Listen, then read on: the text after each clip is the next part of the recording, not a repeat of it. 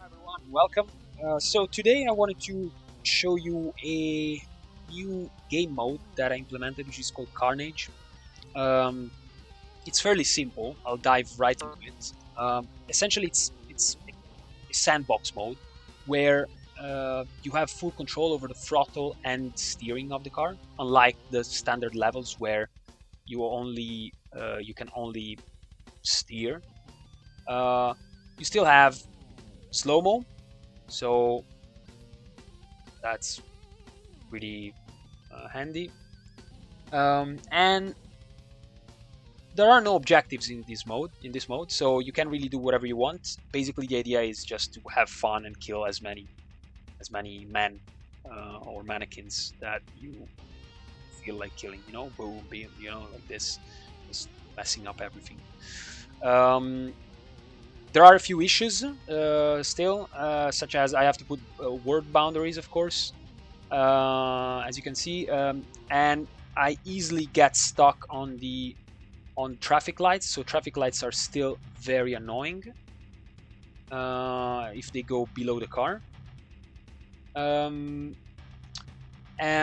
another big issue is still related to decals. So for those of you that are familiar with Unity, especially the universal rendering pipeline, you will know that decals are not supported officially yet. So I'm using a third-party system to render decals, and this third-party system does not allow me to batch them together.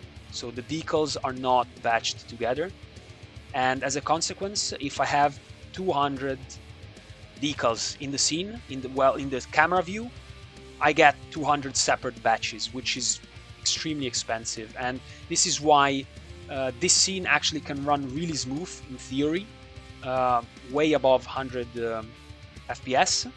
But with this decal system that I have, unfortunately, there are frame rate drops which go down to 40 FPS even, which is extremely low. And I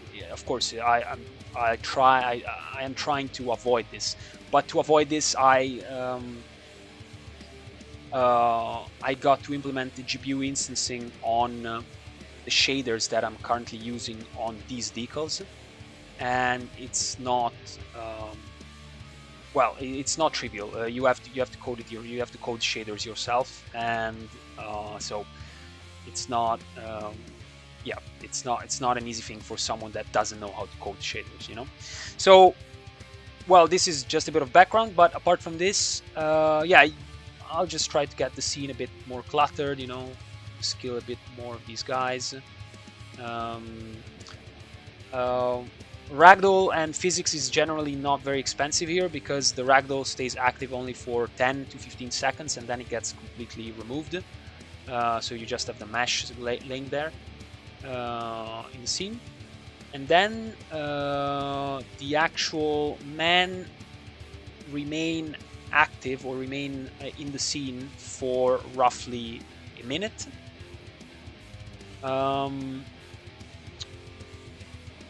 then they disappear for obvious reasons. I've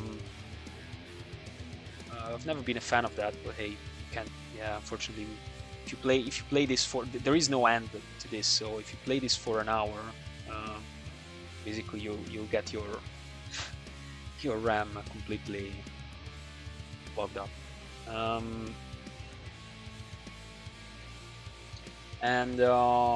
You can see that any kind of object can kill a mannequin basically. So if you bump into a traffic light and the traffic light bumps into a man, you just kill him.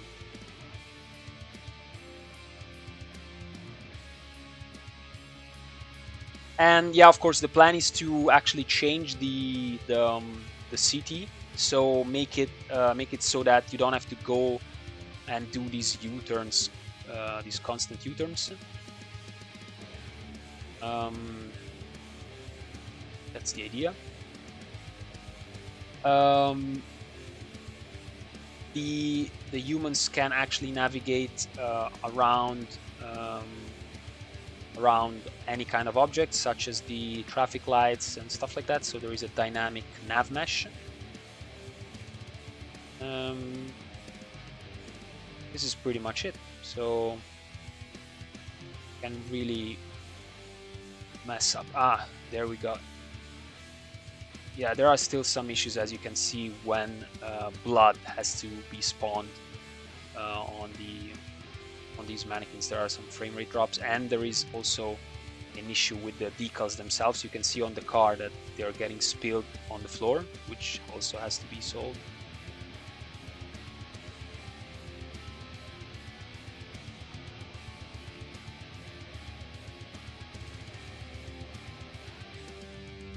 We're not running anywhere.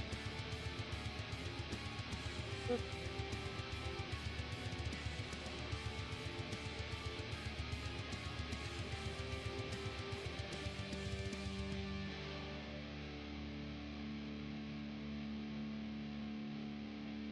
Yeah, right now, I mean, independently of where you hit the man, he's gonna die. So it's really a matter of just hitting him, basically. You manage to get the guy, he's dead. Full stop. Even in the hand.